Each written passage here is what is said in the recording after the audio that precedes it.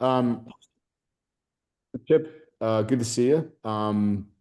Say hi for me, Garrett, by the way. Um, is Jim with us by chance? I didn't check, but Jim is I've on not his way seen him back pop from in. Australia as we yeah. speak. Okay. Um, I imagine right now hopefully he's somewhere in the air between LA and Boston. So he had a rough trip, Did a he? lot of travel. It'd be great if we could just pipe him in right now from the air, wouldn't it? Starlink could do that, but they're not on everybody's airplanes yet. Okay. All right, let's get at it. Where is my A lot of is Leron with us, by the way? Leron snuck in. Leron snuck in. Leron, I sent you something that if you take a peek at it, I thought it was like right up your alley. I'd love to while I'm starting out here, if you could take a look at the the attack chain of this. It's like three quarters down. It's pretty fascinating. So anyway, let's start on and off. Any partner wins for you, Mr. Chip? Starting off. It's kind of a restatement of last week's partner win, but with more data. The partner response to Inky has been through the roof. Way, way, way more than I think any of us anticipated. We've had hundreds, if not thousands, of partners looking to immediately shift into to the new K365 User Pro that includes Inky Pro with all of the Inky features. Okay. So it's actually been a challenge keeping up with all of it this week, but the team has rallied and managed to do it. So that's a good win for our partners as a whole. I know we have some Inky fans in this group. Um, so we're definitely accelerating in that realm. I think it's a great addition to K365 User. The other win there that I think the word's worth we can announce now that it's almost official. Um, so you guys are all aware that we're shifting Kaseya's pricing policy gradually for all products away from the high watermark policies that so many MSPs despise, and moving toward the SaaS Alert style of things, what we call CMQ. That is also going to impact user as of the first of the year. So I think that's a big win too. It gives people the same kind of flexibility to use the products in the user suite as they always have used SaaS Alerts. Get out there, experiment with them, put them on your clients without risk of getting stuck with a bigger contract. So I'm pretty happy with the direction of all of that and helping support people to grow their businesses. Sounds great. Sounds great. Do you see more of an uptick on Inky than even SaaS alerts when that acquisition, because you obviously are experienced both. So Yeah, it's a little different because, Inky is replacing another product. I, for one, didn't realize how much of a pent-up demand there was for that. That full credit goes to Jim for reading for reading the room, reading the tea leaves really well on knowing it was time to pull that trigger. So it is different. I mean, the K365 user and SaaS Alerts acquisition were announced at the same time last year. So that went, pretty vertical as well right away, because that collection of apps together at that price point that it's at is kind of unbeatable. It's not kind of unbeatable, it is. Like there's no other business in the industry that allows you to pull together all that functionality for that price point. So, but it seems very parallel. It seems very similar. Definitely the same kind of trajectory. I think we won't know for a few months where it lands. okay. By the way, while I have you, is there still going to be another SASE report? Is there a Oh collection of yeah, data? of course. Okay. And now that you're, with Kaseya, is there a much greater data? Will we see a much bigger data set this year, do you feel, as a result, and exponential data set? Oh yeah, no question. I mean, in terms of number of client what we call partners and then your guys's individual customers, that's more than doubled since this time last year.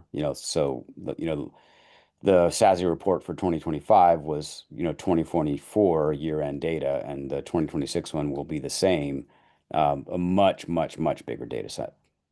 Will that be available by right of boom, do you feel, early February? Yeah, I think so. Cool. Yeah. We've actually automated a lot of the process of creating it, so it goes much faster than it used to. There used to be a whole lot of, manual digging and reporting, and you know, the I did the first couple of them, and since then we've had the team come in. One of our most senior engineers, a guy named Harsh, who is never on this call, took the responsibility of really formulating all the queries we used and saving all that stuff so we can produce the data very, very quickly. Getting it into a pretty report is another thing altogether. Maybe We Write a Boom should sponsor the report this year, Andrew, and we'll put a Write a Boom logo on everyone and print them out and hand them out at Write a Boom. we could certainly look at that. Let's talk post this call. And Leron, is Harsh using any context engineering to get this stuff together?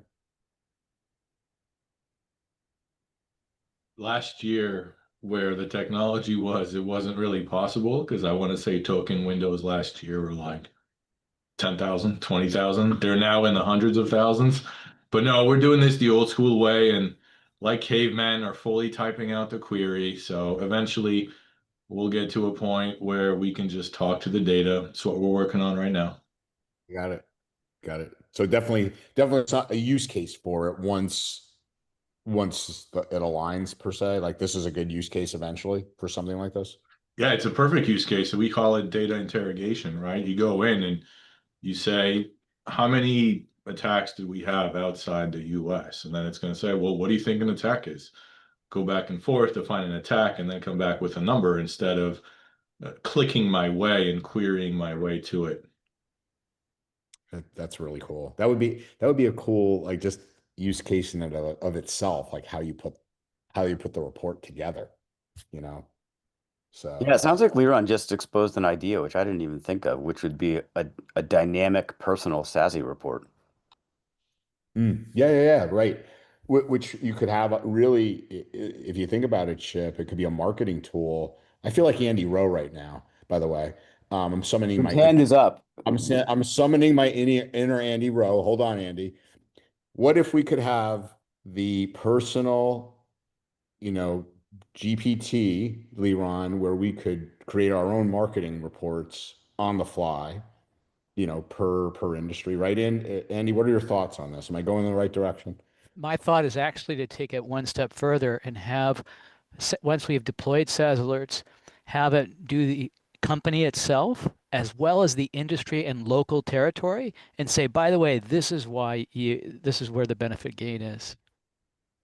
There's definitely, I want to throw this back to Leron and Chip, but there's definitely this, by industry type thing, right, Andy? Yeah. Like, let's just take healthcare. Hey, I'm talking to a prospect. This is what good looks like, right? Or this is what's happening in your industry as a result, right, of not having SaaS alerts or the K365 user. And right. absolutely. Yeah, this is what best in class looks like. This is what your average looks like without this kind of protection. This is what unprotected looks like, blah, blah, blah. So, And here's where you are in that whole spectrum, right? Leron, can we have that next week? The issue, like we can tell you what our current data says about something like healthcare, especially with uh, AI, right? I can take your customer's domain name. I can then tell the AI, hey, go figure out based on the Nike's classification what industry this falls in. And I can tell you how those guys are doing, but it's going to be more challenging to benchmark and baseline that against non-SaaS alerts just because we don't have that data. So we are going to need something to baseline against a data set outside of our own for Microsoft has a data set. Sometimes you have access to it. So there's that, right? And if you can give me that data set, we should There talk. you go. There you go. So the only other piece would be to show how companies change with SaaS alerts over the first 90 days, then a year. Say, by the way, this is where you are in things, and this is how the progression of increased security pays off. That's something you could do. Yeah.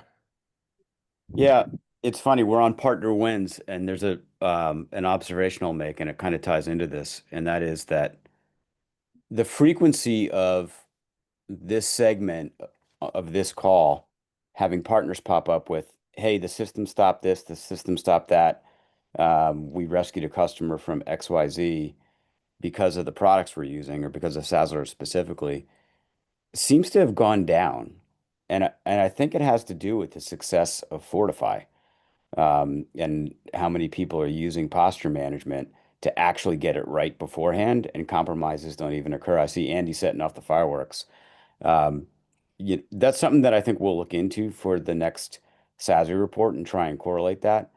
But there's definitely been, I mean, Andrew, you must see this change as well. I mean, it used to be that partner wins was not dominated by a general conversation, that we're having. It would typically be three or four partners popping up with what was grabbed this week, or in the previous week, I should say.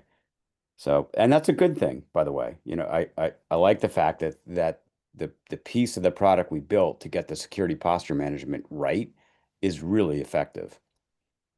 Yeah. And there's more good stuff coming with that. We're continuing to evolve it.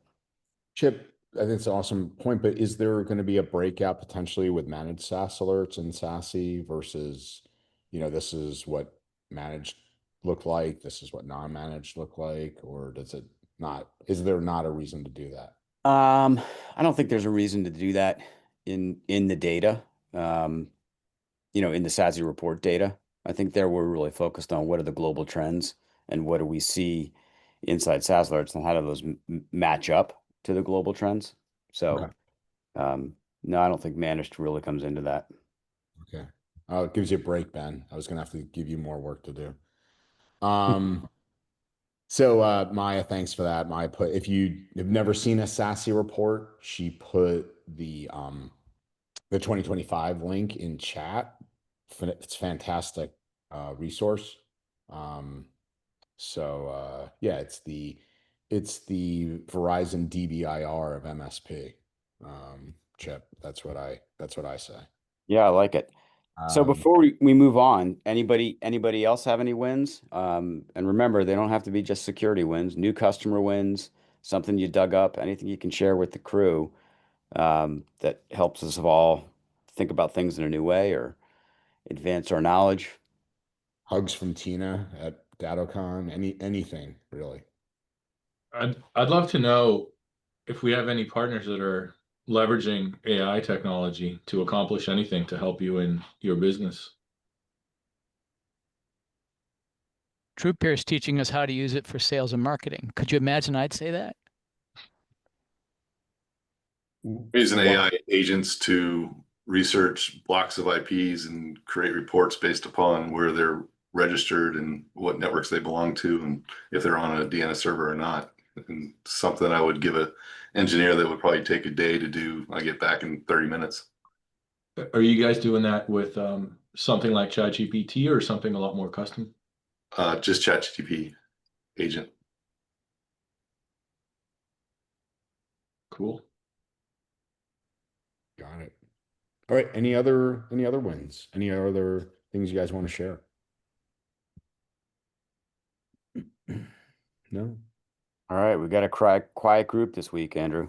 We do. I just had a quick question. Are any of you guys at IT Nation this coming week so I could say hello to you? No?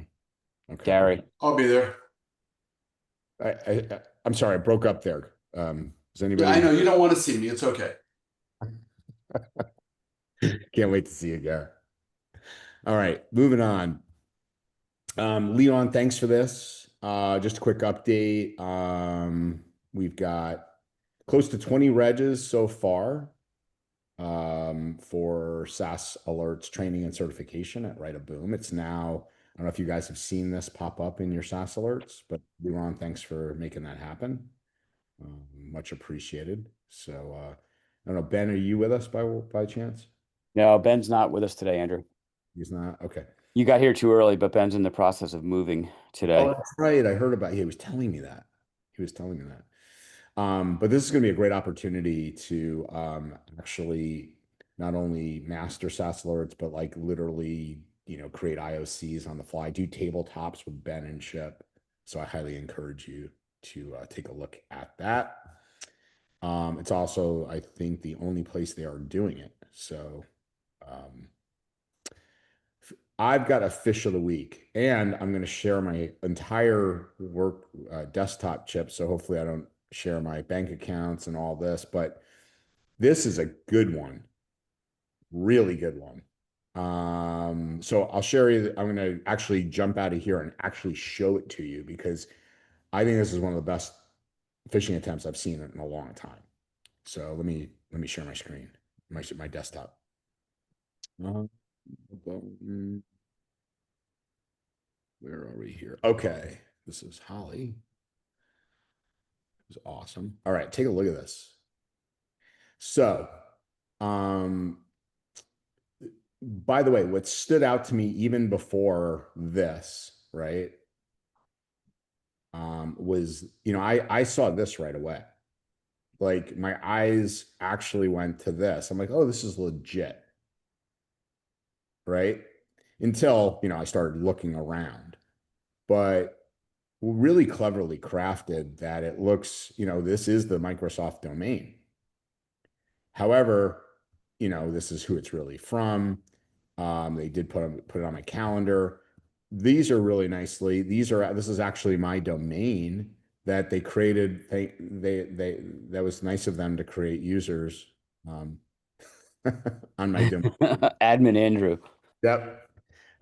They created admin Andrew. Is your password 1234 for admin Andrew? Just curious. I hope so.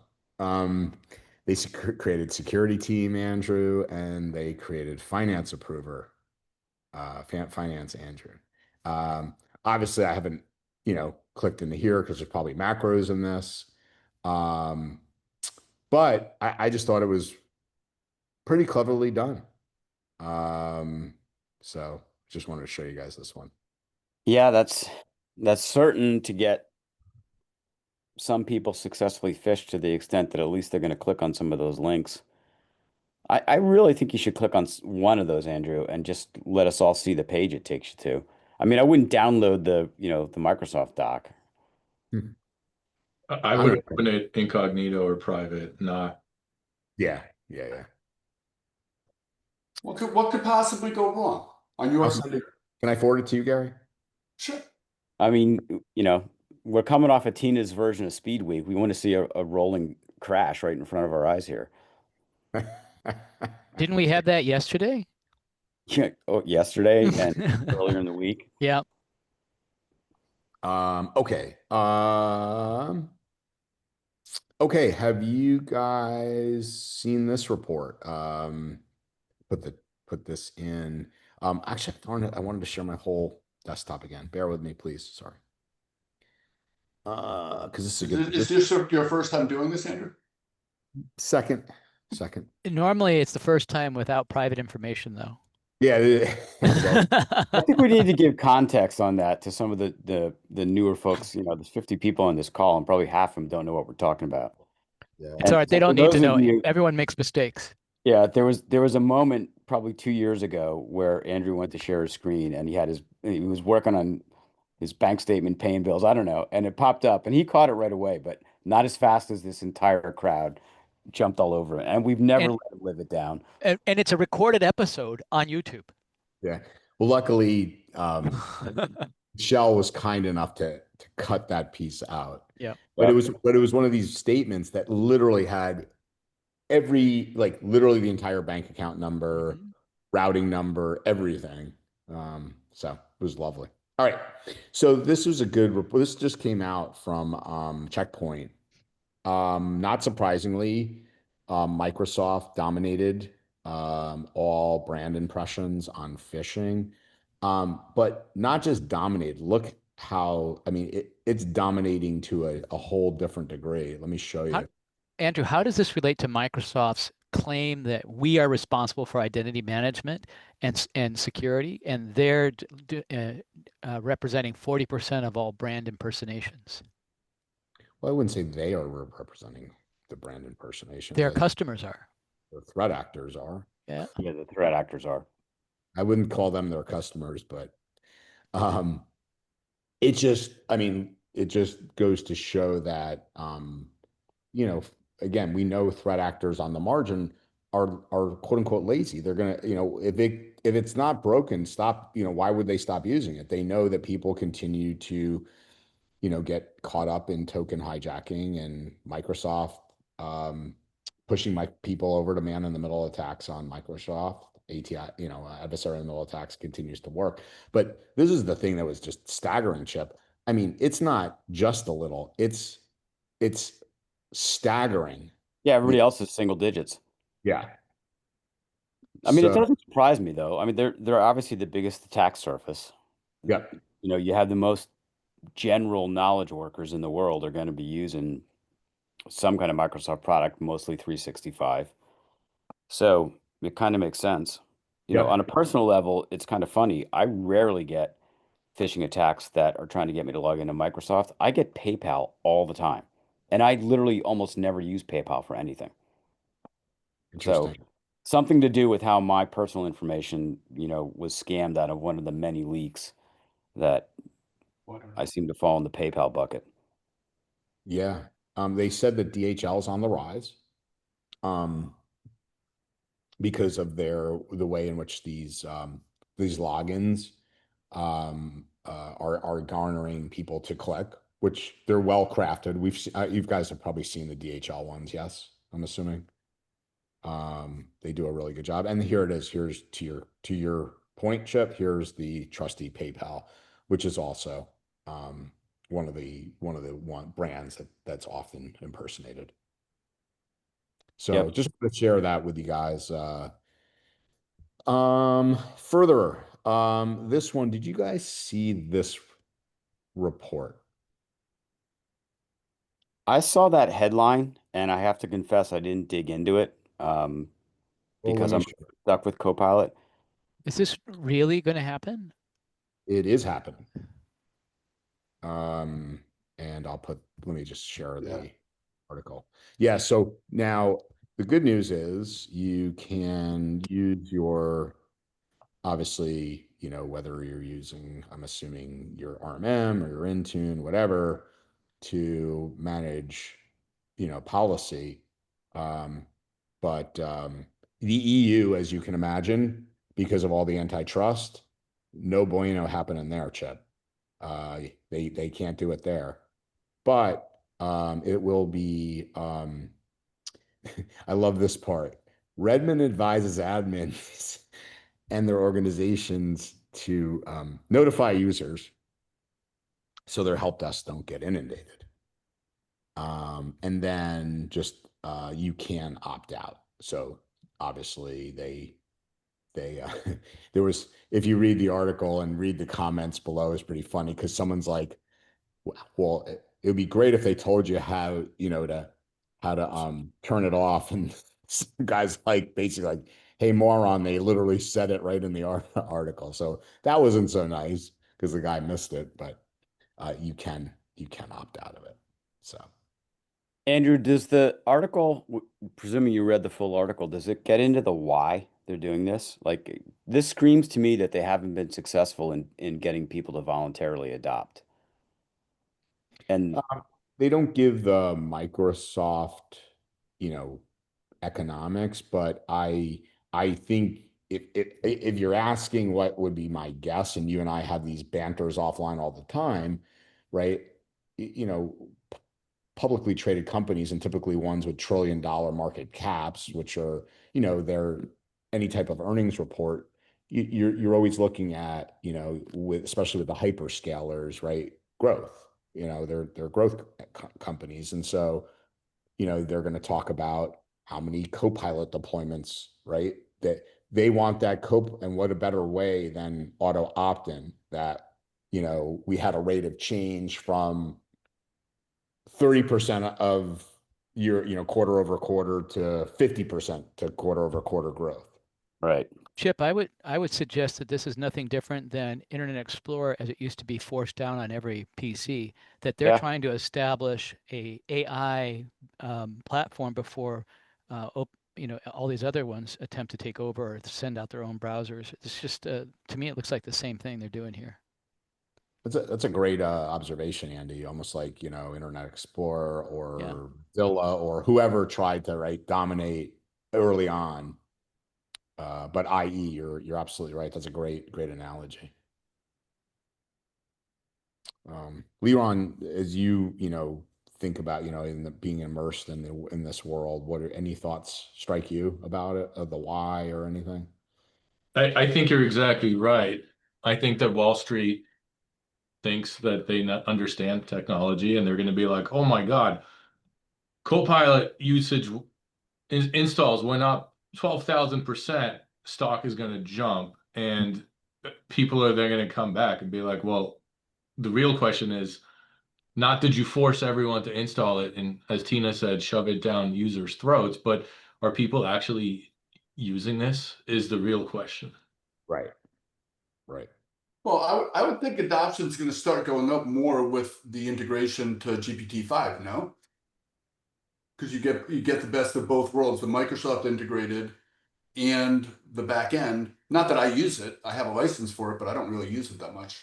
I think people, in my opinion, are still very wary of the risk and don't have good answers for one of your employees is now sharing super sensitive information with, for instance, Copilot. And then if something goes wrong, Microsoft has already told us no matter who screws up, it's always our fault, the user's fault. So I think there's a lot of ambiguity and question marks there where people are kind of fearful for to use these applications and put sensitive data in there. So even though the models may be nice and different and things like that, at the end of the day, you still have to clear your employees to use it. And when you do clear them to use it, you need to realize the risk of they could put information in there that you don't want them to. And if they do, what risk, if any, does that put you in? I'm not comfortable not having a good answer to that question. Yeah. Yeah, but you're also a moderately, a well-versed and aware person. The majority of the people who are getting Copilot pushed down their throats don't understand what it is or who it is on that back end. So as an organization admin, when you get this email or notice from Microsoft and they're telling you, hey, Gary, we're going to install this everywhere for everyone, right? You're going to go in and say, I don't think so. Right, agreed. Yeah. Tobin. Tobin, I didn't see it in the article, but it'd be interesting to see if it'll default to the logged in version versus the non-logged in version, because Microsoft pseudo guarantees security if you use your corporate credentials in Copilot. But if they're just installing the generic one, like everybody was saying on this call, anything you put in there is just going to go into their learning module and cause problems. I will add one more thing, and that is this is also a way for them to collect data that they wouldn't normally have access to because they've deployed this. And now people submitting queries, they're not paying attention to what they're submitting, and they're not using their corporate accounts. This now just becomes free data for them. It's a way to scrape data, quote, legally, quote. And David, go ahead, Leon. Go. I've looked into this briefly, and Microsoft does give you alerts with things like, oh, Andrew shared something that he shouldn't have said. Like, let's say you're having a conversation with Copilot about topics that you shouldn't be having conversations about. And supposedly Microsoft will then tell the admin, hey, this user's doing these things they're not supposed to. But fundamentally, again, it's very much a case of the police policing the police. It's another instance of data security awareness training. Yay, something else to talk about, right? David, any chance you could give us the Reader's Digest of the tech blog you put in for Microsoft? Yeah, if you have a personal Copilot account, then you can start bringing that into your environment, your work environment. And so you have to essentially go through and block certain things on your own, as an IT admin. So it's just opening a little bit of a hole into the whole thing if you're trying to control it. If people have their own personal license, they can then log in with that and then start using it, and there's a potential for leak there of your information into it. Right. So they just announced it at like the beginning of the month, and it seems like it ties together with this push where they're going to install it everywhere. And we know, obviously the data shows unequivocally that even though you could have someone incredibly aware and knowledgeable, like an admin like Leron, David, we know that productivity workers are using their personal stuff to get their work done anyway. So, Oh yeah. okay. I had something. Oh, Leron, can I talk to you? I don't know if you got a chance to see this. So I'm gonna need Leron's brilliance here. Leron, I sent you this article? I know it was late, but this was interesting. And Chip will, obviously have a good understanding of this too when I show you the attack chain. But I thought this was interesting that they're using the agent Leron itself to create fictitious OAuth um, authentication. And they show the attack chain here. They call it CoFish, but I don't know if it, again, I need your, kind of technical aptitude here to walk through what they're doing. If I don't know if you had a chance to look at it or not. No, I didn't see it, but they're creating an OAuth application basically just to steal your credentials. Yeah, it looks like they're the agent, right, is there, and to customize and steal your creds and so provide fictitious OAuth login, etc. So, but using Copilot to do it for you. Yeah, I mean, this is another spin on the second session token hijack that we've been talking about almost every week for, I don't know, 18 months at least, maybe 2 years. That instead of having a browser pop up, they're creating an application style approach to harvesting a token. Got it. So, hey, I'm used to now seeing this, bot, right, per se chip. So we're all getting familiar with those. So I'll go ahead and trust it because it's quote unquote, it looks like it's Microsoft. So, and that's what it said. Where is it here? Bear with me.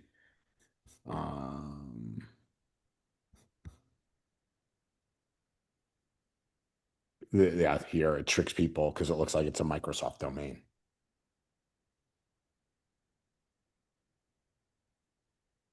Does that make sense to you, Chip? It does. Yeah.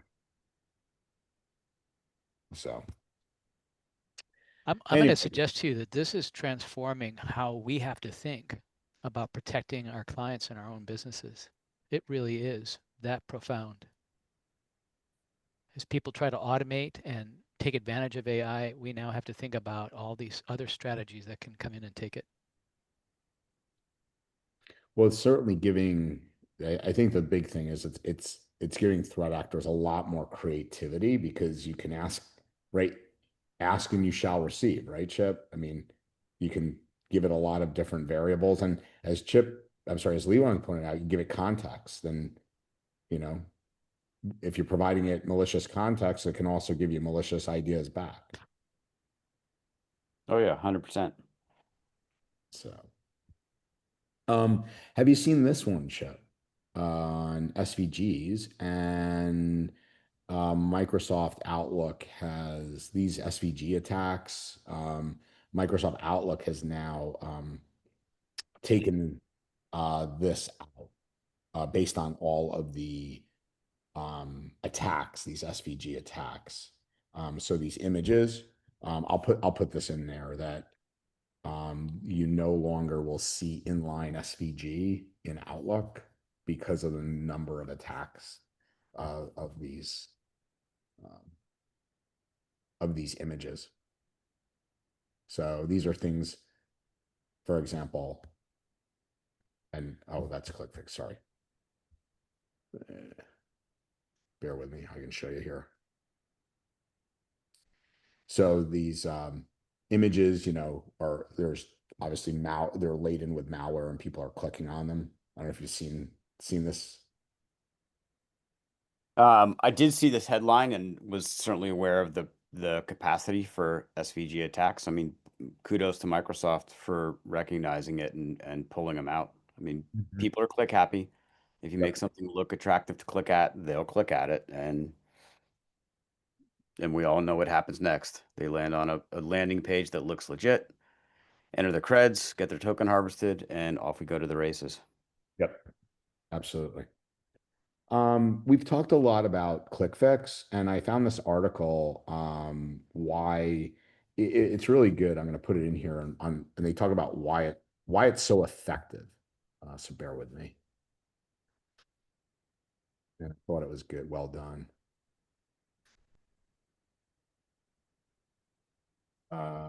So we've seen this, where they're asked, you're asked to do something, right? And the ClickFix attacks are just, been on the rise tremendously this year. And and it goes to the reasons why they've been so effective. And a lot of it, Andy, you mentioned a minute ago about security awareness training. Well, security awareness training doesn't focus on what it does focus on, right, is clicking links, suspicious emails, but it hasn't said, hey, you shouldn't do, control this, control that, whatever. So just pausing there, Chip, does that resonate with you on why, reason number one, it's being successful?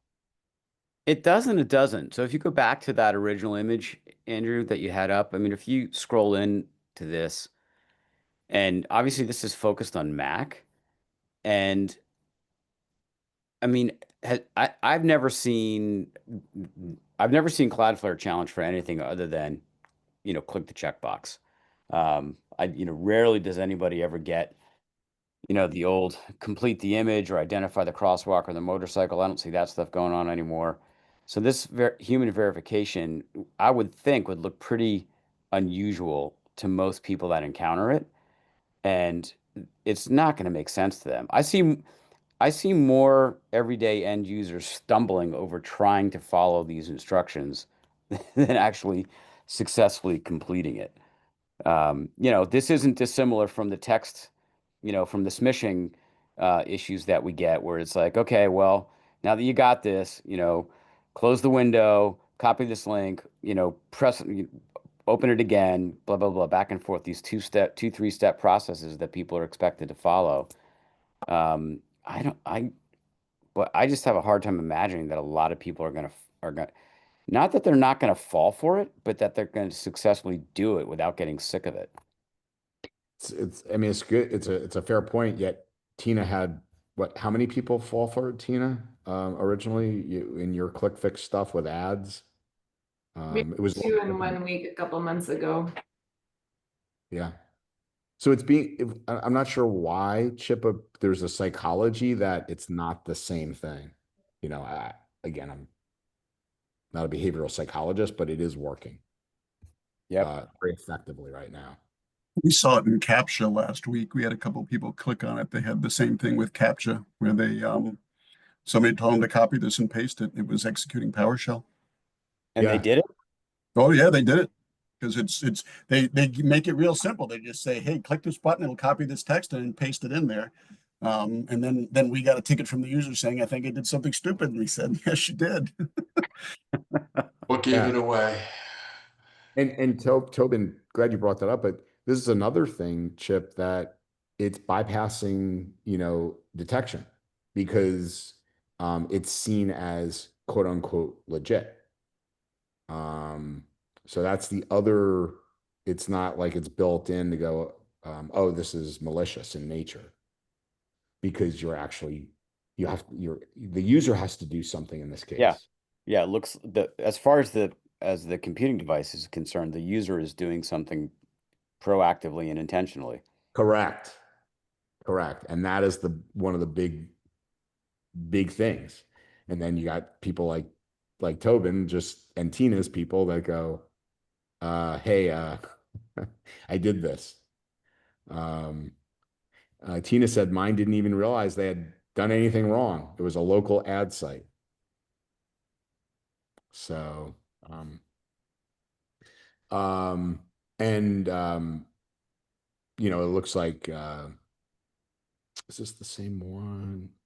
No, I think this might be different. Yeah, this actually, sorry, this is part of it. I think this is where they're embedding them, Chip, is in, where they are embedding them, right? Mostly getting picked up in these areas. Yeah. The social one is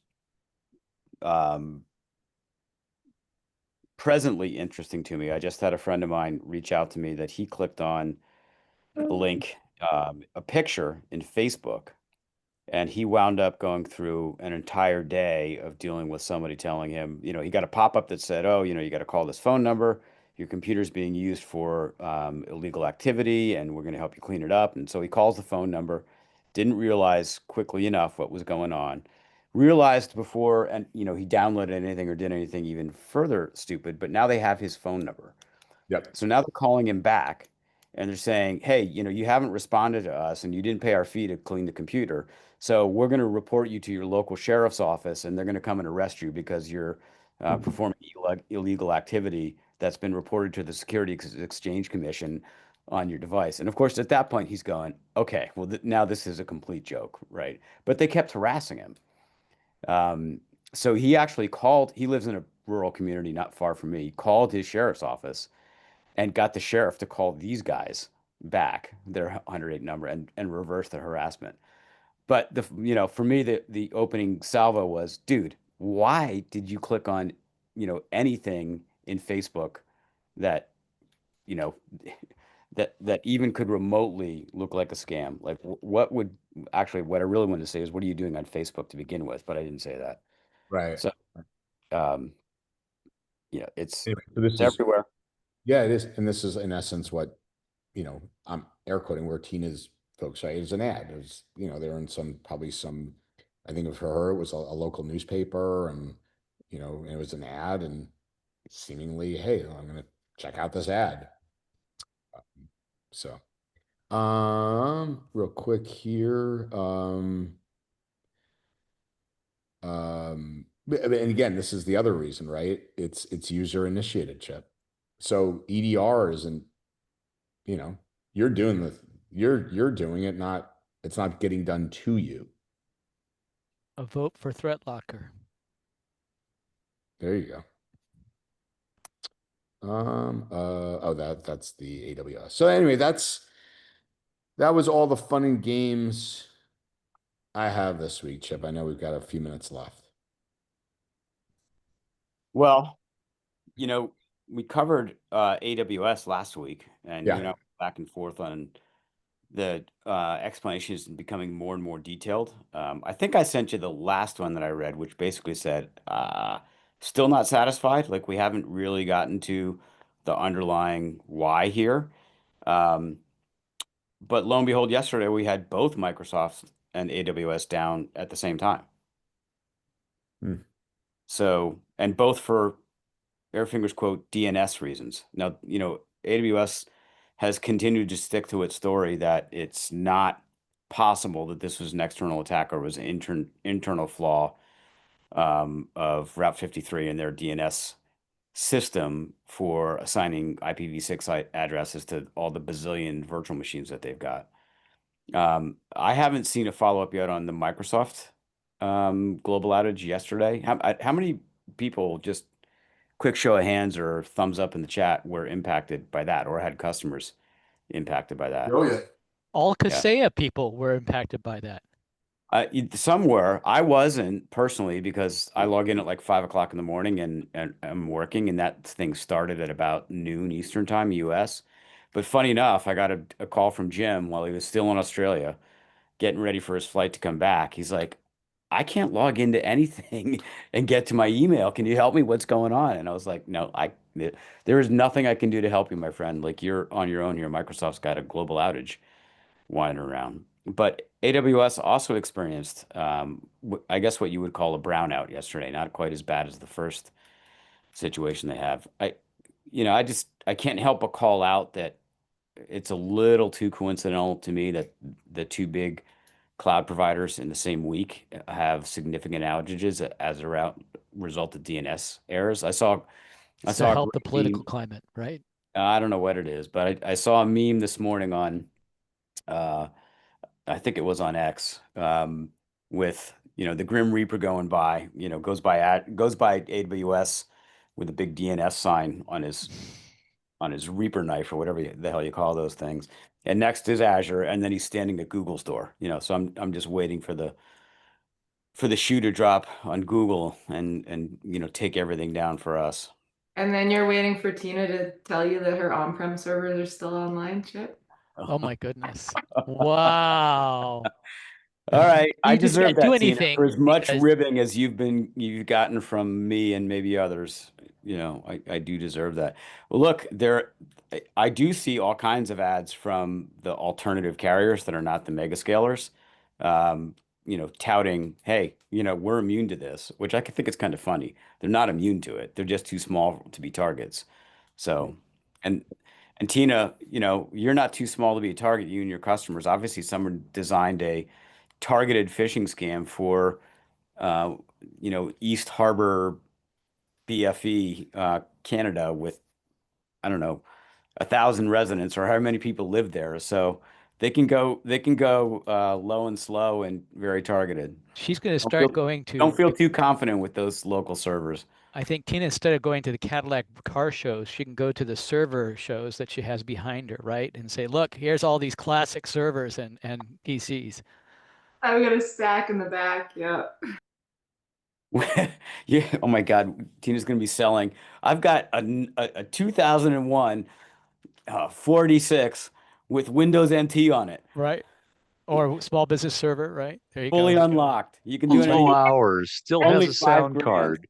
Bring back SBS. Or Yeah. the small Microsoft ISA server, if you remember that, Oh right? my God. Yeah. Yes. Oh boy. So I don't know if you've got any thoughts on that, Andrew, or for your many resources which go beyond all of ours on this call put together. What are you hearing about AWS, about Azure? I really haven't, but I should ping Strand or Bo and get there because they deal with, the big boys, Yep. to see because obviously he's very plugged in, very places we will never be plugged in, and probably knows a lot about what's going on. So I'll have an update from him next week. That'd be great. Well, should we give everybody 5 minutes back this week, Chip? We can. Looks like Listen, Andy's ready for that. Anybody else have anything to put on the floor? Yeah, we've got 5 minutes here. Any product questions, Kaseya questions, SaaS Alerts questions? Chip, I'm going to suggest that the rate of change that we're experiencing through AI and all the apps that that you're bringing to market for the MSP, having a way for us to plan and digest this is going to be substantial. What came out in today's call with Copilot and how it's being used, I think really opens us up to some training for those that have to manage environments more effectively. Point taken, Andy. Okay. All right. Well, we will be back at it next week. Okay. Have a great week, everybody. Y'all. Take care.